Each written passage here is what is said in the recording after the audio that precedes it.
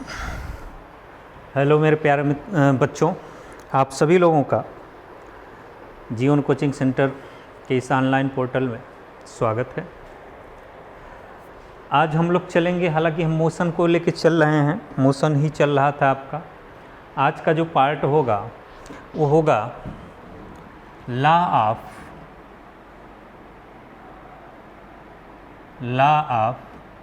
Motion. Law of motion, ठीक है, या इसको ऐसे भी कह सकते हैं Newton law of motion, Newton's law of motion. Hindi में इसको कह सकते हैं आप न्यूटन के गति के नियम, ठीक है, न्यूटन के गति के नियम ऐसे भी आप कह सकते हैं इसको, ठीक है। अब इसमें हम बात करेंगे कि न्यूटन के गति का नियम क्या है, लेकिन उसके पहले आप समझिए न्यूटन ने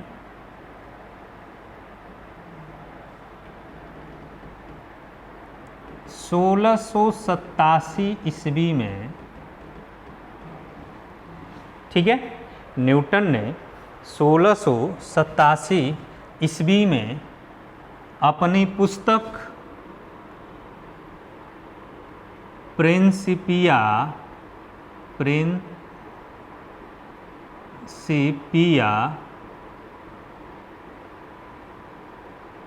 में गति के नियमों का वर्णन किया। ये आपको ध्यान देना होगा, ठीक है। न्यूटन ने 1687 ईस्वी में अपनी एक पुस्तक है जिसका नाम प्रिंसिपिया है, उसमें गति के नियमों का वर्णन किया था, ठीक है। अब वो गति के नियम कौन कौन से हैं, उन गति नियमों का फिजिक्स के अंदर हम कैसे यूज करते हैं, कैसे उसका उपयोग करते हैं, इन सब का डिस्कशन हम यहाँ पर करेंगे कि न्यूटन के गति के नियम के आधार पर क्या क्या संभव है। चलिए अब हम बात करेंगे प्रथम नियम की, first law of Newton motion. प्रथम नियम की बात करेंगे। प्रथम नियम क्या होता है, ठीक है, पहले इसको समझा जाए। प्रथम नियम क्या होता है? प्रथम नियम ये कहता है, फर्स्ट लॉ ये कहता है कि यदि कोई वस्तु, कोई बॉडी, कोई ऑब्जेक्ट रेस्ट पोजीशन में है, विराम अवस्था में है, तो वह विराम अवस्था में ही रहना चाहता है। यदि कोई वस्तु मोशन में है, यूनिफॉर्म मोशन में है, एक समान वेग कर रही है, एक समान गति कर रही है, तो वह गति करती ही रहेगी, वो गति करना ही चाहेगी। कब तक? जब तक कि उसके ऊपर एक बाह्य बल लगाकर उसकी प्रारंभिक अवस्था, इनिशियल कंडीशन चेंज न कर दिया जाए। ये नियम था आपका फर्स्ट लॉ। लेकिन उसके पहले आप ये समझें, फर्स्ट लॉ को हम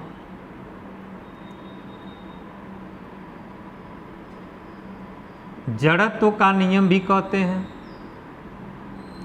पहले नियम को जड़त्व का नियम भी कहते हैं, ठीक है। इसी नियम को, प्रथम नियम को जड़त्व का नियम भी कहते हैं। इसी नियम को गैलीलियो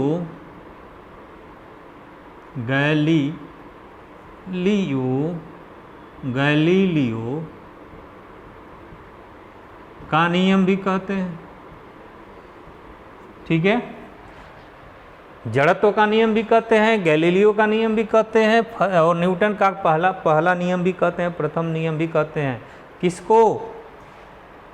यदि कोई वस्तु विराम अवस्था में है तो वह विराम अवस्था में ही रहना चाहेगी। यदि कोई वस्तु यूनिफॉर्म मोशन में चल रहा है, एक समान गति कर रहा है, तो वह एक समान गति करना ही चाहेगा जब तक कि उसके ऊपर कोई बाहरी बल लगाकर उसकी अवस्था में परिवर्तन न कर दिया जाए। क्लियर है? अब ये प्रथम नियम है। भाई कोई विराम अवस्था में है, जैसे आप सोते हो, रात में सोते हैं, अब कोई रात में आप फुल जो है एकदम नींद में है, आपको कोई जगा रहा है, आप क्या किस कंडीशन में हैं? आप रेस्ट पोजीशन में है, विराम अवस्था में है, और आपको कोई क्या कर रहा है? जगा रहा है, जगाना चाह रहा है, आपको मोशन में लाना चाहता है, लेकिन आप विराम अवस्था में ही रहना चाहते हो।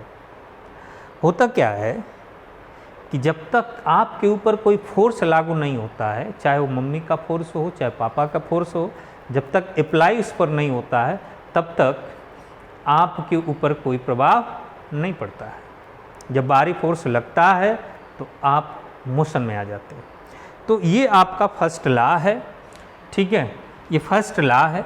अब यहाँ पे एक चीज़ बात और आपको समझ में आना चाहिए कि अगर एक समान गति कोई वस्तु कर रही है, एक समान मोशन से चल रही है, अगर उस पर फोर्स हम अप्लाई करते हैं, एक्सटर्नल आपका फोर्स अप्लाई होता है, बाहरी फोर्स लगाया जाता है, तो लगाने के लिए क्या होगा? क्या उस वस्तु पर कोई प्रभाव पड़ेगा? पड़ेगा। या तो उस वस्तु का डायरेक्शन चेंज होगा, या तो उस वस्तु के स्पीड में चेंजिंग हो जाएगी। ये आपका एक्सटर्नल फोर्स की वजह से, ठीक है। चलिए अब हम आते हैं कि जड़त्व के नियम पर एग्जाम्पल क्या क्या है। एग्जाम्पल क्या क्या है, ये इंपॉर्टेंट है, ठीक है। अब इसको एक 1 बाय 1 देखते चलें आप।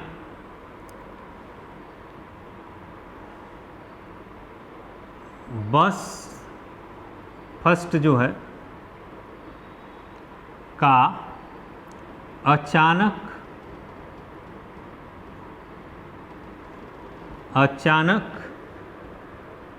ब्रेक मारने पर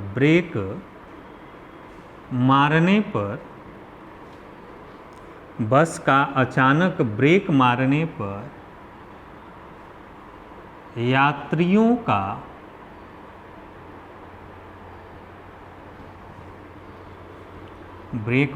पर यात्रियों का आगे की ओर झुक जाना, ये आपका फर्स्ट एग्जाम्पल है। आप देखते होंगे बस में बैठे होंगे, बस में जब बैठते हैं आप, तो होता क्या है कि जब ब्रेक लगता है तो आप आगे की तरफ क्या हो जाते हैं? झुक जाते हैं। ज़्यादा तेज ब्रेक लग जाता है तो आप आगे की तरफ सरक जाते हैं, ठीक है ना। तो ये होता है। क्यों होता है? क्योंकि बस जो होता है मोशन में होता है, आप जो होते हैं स्थिर होते हैं, तो आप मोशन में है नहीं, आप स्थिर कंडीशन में हैं, और बस क्या है? मोशन में है। तो बस जब स्थिर कंडीशन में आता है तो आप क्या हो जाते हैं? आपके ऊपर एक फोर्स अप्लाई हो जाता है, आप मोशन में आ जाते हैं, ठीक है। ये हो गया। सेकेंड आपका जो होगा, बस का अचानक चलने पर यात्री पीछे की ओर झुक जाते हैं। पीछे की ओर क्या हो जाते हैं? झुक जाते हैं। क्लियर है। बस का जब अचानक जब चलता है, अब देखते होंगे कि आप स्थिर कंडीशन में हैं और अचानक गाड़ी जो है चली, तो आपके ऊपर एक फोर्स अप्लाई होता है। जैसे लगता है आपके ऊपर कोई फोर्स लगा है, आप पीछे की तरफ क्या हो जाते हैं? झुक जाते हैं। तो ये भी आपका जड़त्व के नियम का या न्यूटन की गति के प्रथम नियम का पालन करता है। अगला एग्जाम्पल हम देखते हैं। अगला एग्जाम्पल ये कहता है पेड़ की टहनियों को हिलाने पर, पेड़ की टहनियों को हिलाने पर फल नीचे गिर जाते हैं। ऐसा क्यों होता है, इस पर डिस्कशन होना चाहिए। पेड़ की टहनियों को हिलाने पर फल नीचे गिर जाते हैं, ये भी आपका जड़त्व के नियम को फॉलो करता है। पेड़ की टहनी जब हम हिलाते हैं तो होगा क्या, पेड़ की टहनी गतिशील हो गई, मोशन कंडीशन में हो गई, लेकिन जो उस पर फल लगे हुए हैं वो क्या है, स्थिर कंडीशन में। तो जब हम टहनी को हिलाते हैं तो स्थिर कंडीशन पे स्थिर वाले जो आपके फल हैं उन फल पर क्या होता है, फोर्स अप्लाई होता है। फोर्स अप्लाई होता है तो उस डाल से क्या हो जाते हैं, वो अलग हो जाते हैं। क्लियर है।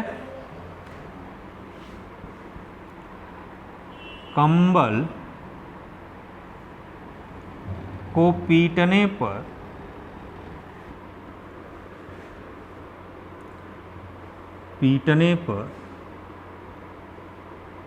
धूल कण, पीटने पर धूल कण निकलते हैं। ये भी आपके जड़त्व के नियम को फॉलो करते हैं। कैसे, आप कंबल हो गया, चादर हो गया, आप उसको क्या करिए, पीटिए, एक डंडे से पीटते हैं तो क्या होता है कि धूल कण उसमें से निकलते हैं। क्यों, क्योंकि जो धूल कण होते हैं वो स्थिर कंडीशन में होते हैं। कंबल गतिशील में होता है, चादर गतिशील में होता है, जो धूल कण होते हैं वो स्थिर हो जाते हैं। तो जब उस पर हम झटका मारते हैं या उस पर हम जो है पीटते हैं उसको किसी डंडे से, तो उसमें जो धूल कण होते हैं वो कंबल से क्या हो जाते हैं, अलग हो जाते हैं। क्लियर है। इसमें बहुत सारे एग्जाम्पल आपके मिलेंगे, बहुत सारे हैं। ठीक है, इसको पॉइंट आप आउट कर लीजिए, पॉइंट नोट करिए, फिर हम आगे चलते हैं। आप आगे जब चलेंगे, आगे आपका जो आता है वो आता है द्वितीय नियम। ये तो था प्रथम नियम, ये फर्स्ट नियम था। अब हम बात करेंगे सेकेंड नियम की। सेकेंड नियम क्या है, सेकेंड नियम क्या है उसको हम डिस्कशन करेंगे। सेकेंड नियम क्या है, आइए देखा जाए।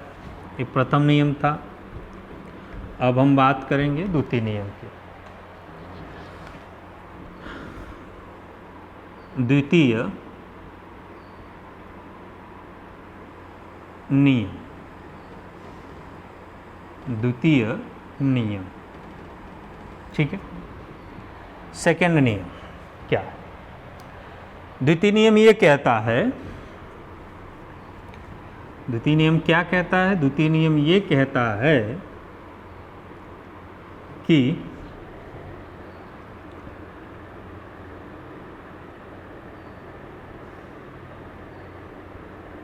संवेग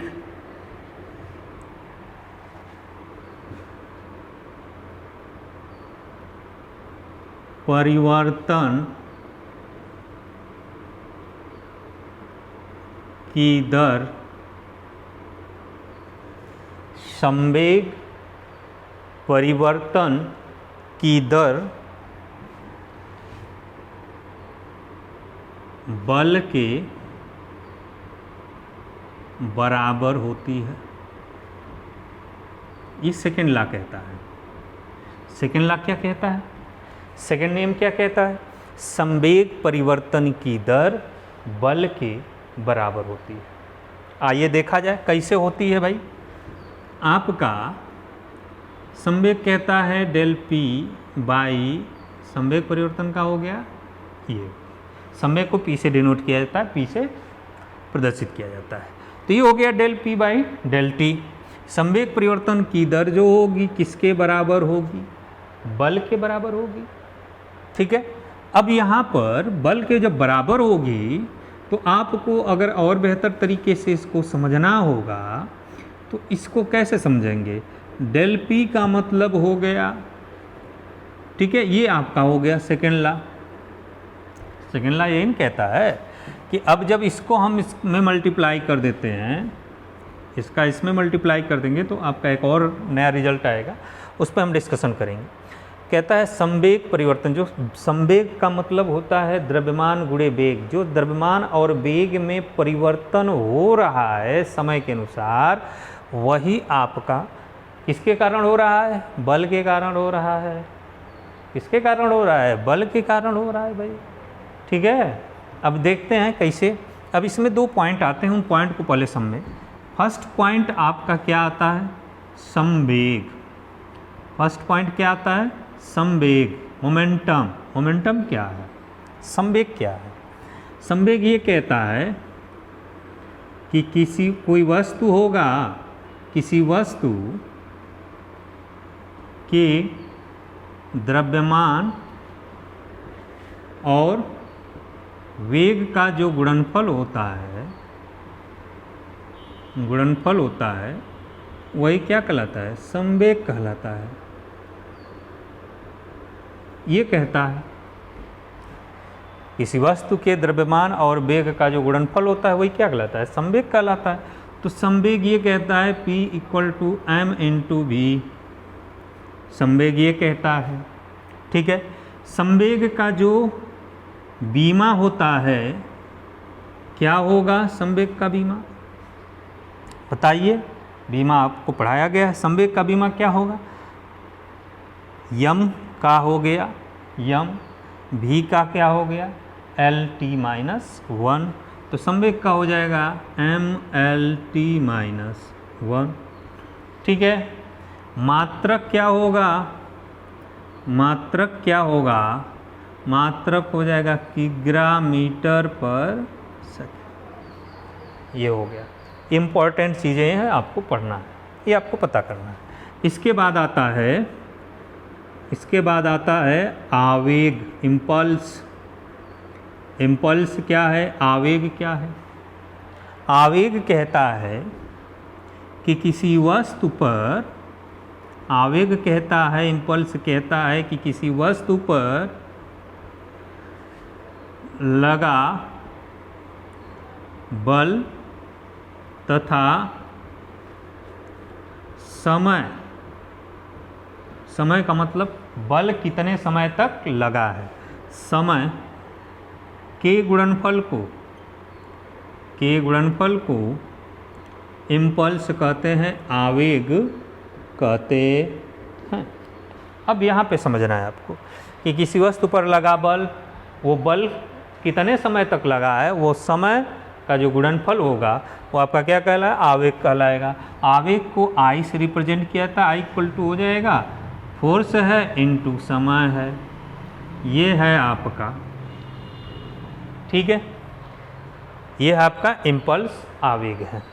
अब यहाँ पे आपको एक चीज़ समझना होगा कि आवेग का मात्रक वही होगा जो संवेग का होगा, आवेग का यूनिट वही होगा जो संवेग का होगा, आवेग का डायमेंशन वही होगा, बीमा वही होगा जो संवेग का होगा, ठीक है। तो दोनों का सेम आपका संवेग आवेग का सेम जो है आपका बीमा होता है, सेम जो होता है आपका मात्रक होता है, कोई समस्या नहीं होनी चाहिए, ठीक है।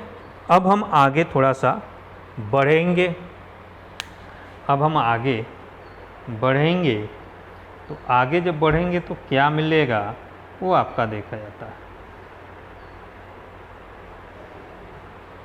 चलिए अब इसको थोड़ा सा और आगे हम समझें कि ये हो गया आपका संवेग। अब एक प्रश्न उठेगा कि इस नियम में, गति के जो न्यूटन का जो नियम है, इसमें फोर्स की बात हो रही, तो फोर्स का रिप्रेजेंट कैसे किया जाता है, फोर्स को कैसे डिनोट किया जाएगा। संवेग परिवर्तन की दर भी बल कहलाएगी, ये भी आप कह सकते हैं, लेकिन संवेग बराबर आपका पता है कितना होता है, द्रव्यमान गुणे वेग होता है, ठीक है, यही ना होता है। तो ये हो गया, इसके जगह पे लिख सकते हैं संवेग परिवर्तन है P = delta P = M V minus M U, द्रव्यमान गुणे वेग होगा, ठीक है। ये हो गया डेल टी हो गया, और ये हो गया एफ हो गया। ऊपर हम कॉमन ले लेंगे तो नीचे आपका हो जाएगा V minus U by del T, ये हो गया एफ। यहाँ पे आपको दिख रहा है ये हो गया वेग परिवर्तन की दर। तो वेग परिवर्तन की दर क्या होती है? त्वरण होती है। तो एम इंटू ये हो गया, ये हो गया एफ। तो आपको ये क्लियर हो गया कि किसी वस्तु के द्रव्यमान और उसके त्वरण का जो गुणनफल होता है वो क्या कहलाता है? बल कहलाता है। बल का जो यूनिट होता है न्यूटन होता है। बल का जो डायमेंशन होता है MLT-2 होता है। क्लियर हो गया? अब आते हैं एग्जाम्पल पे, उदाहरण पे कि न्यूटन के द्वितीय नियम से सेकेंड रूल पे कौन कौन से एग्जाम्पल आते हैं। फर्स्ट ये है, जो फर्स्ट एग्जाम्पल आपका है क्रिकेट की गेंद तथा टेनिस की गेंद समान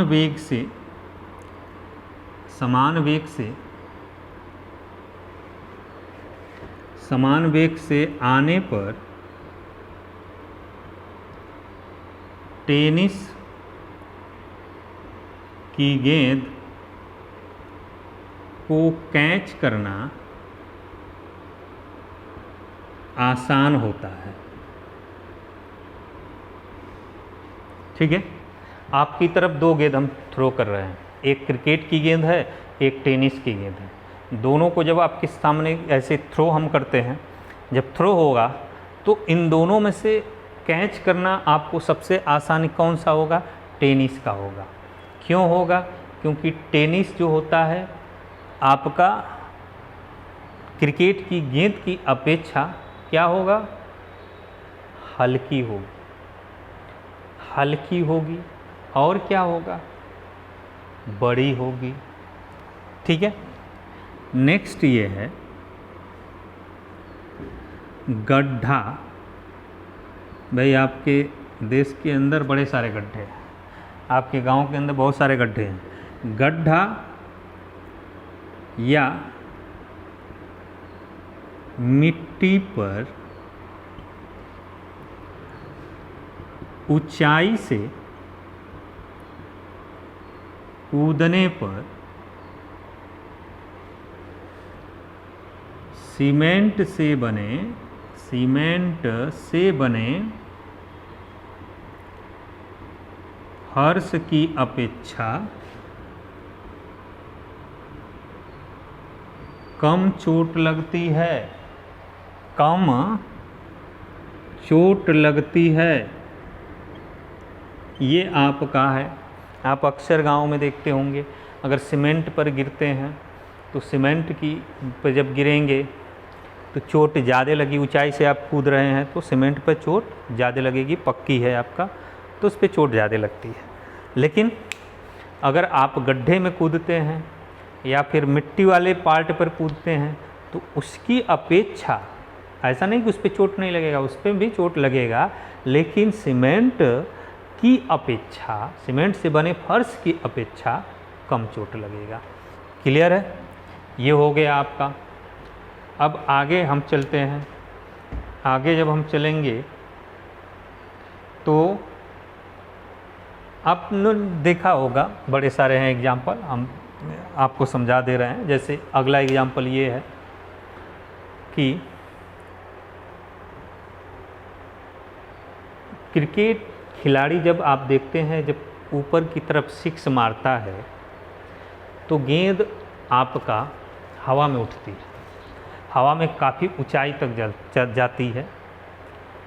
तो खिलाड़ी क्या करता है, उसको कैच जब लेता है, कैच उसको पकड़ता है तो अपने हाथ को आगे की तरफ नहीं पीछे की तरफ खींचता है। क्यों खींचता है? क्योंकि उसके डायरेक्शन में जब रहेगा, गेंद के डायरेक्शन में रहेगा तो उसके हाथ को कम चोट लगेगी। ठीक है। और अगला जो आपका एक और एग्जाम्पल है कि कार, आप आज के समय की जो कार बन रही हैं, जो कार आपके सड़क पे चल रही हैं, उसमें देखते होंगे कि थोड़ी मोड़ी जो भी आपकी गड्ढे उड्ढे होते हैं उसमें पता नहीं चलता है। क्यों? क्योंकि उसमें शॉक एब्जॉर्बर लगा होता है, ठीक है ना। शॉक एब्जॉर्बर क्या करता है? उसको बैलेंस करता है, उसको आपको महसूस नहीं होने देता है कि ये गड्ढा है। तो ये था आपका सेकंड नियम, सेकंड नियम के एग्जाम्पल, ठीक है। अब आगे हम चलेंगे, आगे जो हम चलेंगे वो है अगला पार्ट, तृतीय नियम, तीसरा नियम। अगला हमारा है न्यूटन का थर्ड लॉ मोशन का।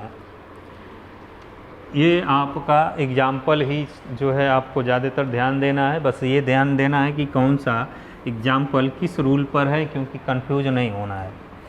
तीसरा, तृतीय नियम, तृतीय नियम, ठीक है।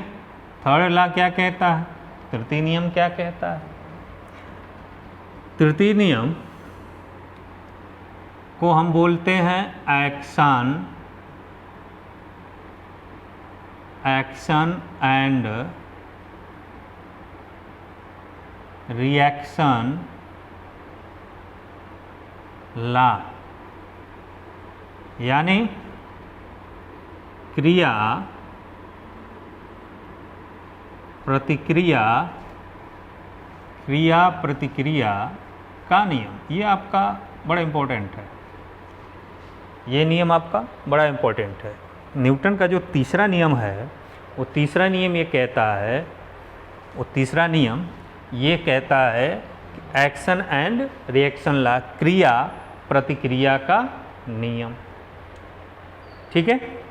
चलिए, इस नियम में कहते क्या हैं, इस नियम में क्या होता है, ये आपको समझना होगा। इस नियम में ये कह रहा है कि जैसे किसी वस्तु पर, पड़े एग्जाम्पल समझें, किसी वस्तु पर हमने फोर्स अप्लाई किया, किसी वस्तु पर हमने फोर्स अप्लाई किया, बल लगाया, तो होता क्या है कि ये तो हमने एक्शन लगाया, एक्शन, ठीक है, एक्शन, फोर्स लगाया। लेकिन जिस वस्तु पर हमने ये फोर्स अप्लाई किया, वो वस्तु भी जो है हमारे ऊपर एक फोर्स अप्लाई करती है, उसी को हम बोलते हैं रिएक्शन, ठीक। गांधी जी जानते थे, इसीलिए एक गाल अंग्रेज़ों के सामने ऐसे आगे कर देते थे।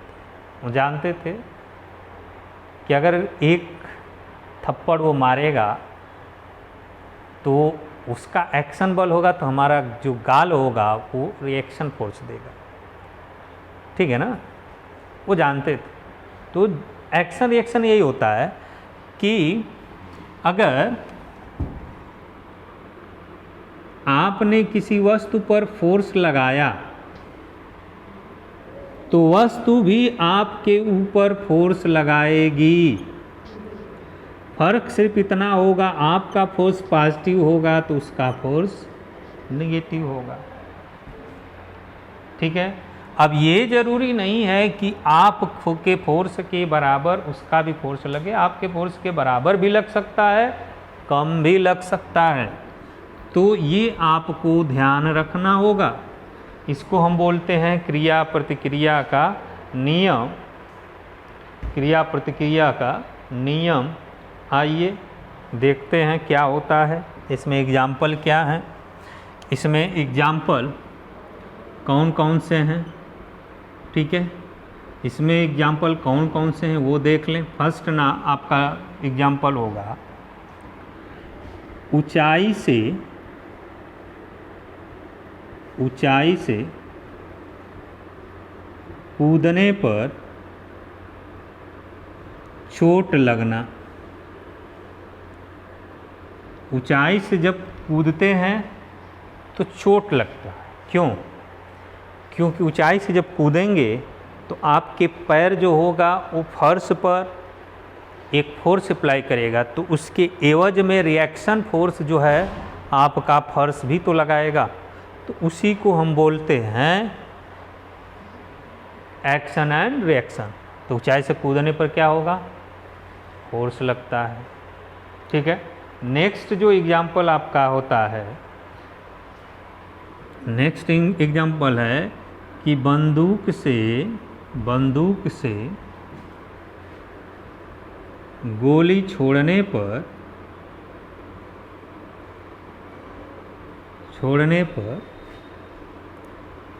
पीछे की ओर झुक जाना। एक तो ये है, बंदूक से जब गोली छोड़ी जाती है, चलाई जाती है बंदूक से, तो क्या होता है, वो व्यक्ति पीछे की तरफ क्या कर जाता है, झुक जाता है, पीछे की ओर झुक जाता है। नेक्स्ट एग्जाम्पल आपका है, नेक्स्ट एग्जाम्पल ये तो हो गया रॉकेट का आगे की ओर बढ़ना। ये आपका, ये भी क्रिया प्रतिक्रिया के हैं, ये भी क्रिया प्रतिक्रिया के नियम पर आधारित है। रॉकेट जब चलता है, रॉकेट आगे बढ़ता है, तो धुआं के रूप में बहुत बड़े सारे धुआं जो है पीछे की तरफ जो है अप्लाई करता है, पीछे की तरफ छोड़ता है। तो पीछे की तरफ जब छोड़ेगा तो वायुमंडल की जो गैसें होती हैं वो गैसें क्या होती हैं, ठंडी होती हैं, और रॉकेट वाला जो गैस होता है वो गर्म होता है। तो ठंडी गैसें क्या करती हैं, उसको ऊपर की तरफ जो है उस गैस को थ्रो करती हैं। अब वो गैस क्या करता है, रॉकेट को ऊपर की तरफ आपका भेजता है। तो ये आपका क्रिया प्रतिक्रिया का नियम है।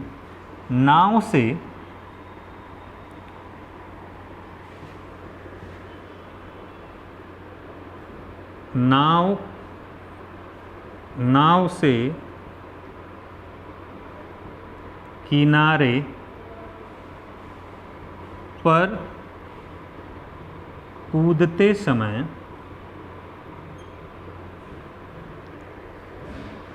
नाव को धक्का मारना। ये हो गया। आप नाव से जब पीछे आप किनारे की तरफ कूदते हैं, ज़मीन पर कूदते हैं, तो नाव को पीछे की तरफ आप धक्का मारते हैं, तो तभी आपको नाव जो है आगे की तरफ थ्रो करती है, तो अब आप जा कर के कूदते हैं ज़मीन पर। ये एग्जाम्पल हैं बड़े सारे। तो ये तृतीय नियम के आधार पर ही है आपका। ठीक है, इस तरह से मोशन का जो टॉपिक था वो आपका ख़त्म हो गया। मोशन का जो टॉपिक था वो आज आपका क्लियर हो गया। अब हमारा जो नेक्स्ट टॉपिक आएगा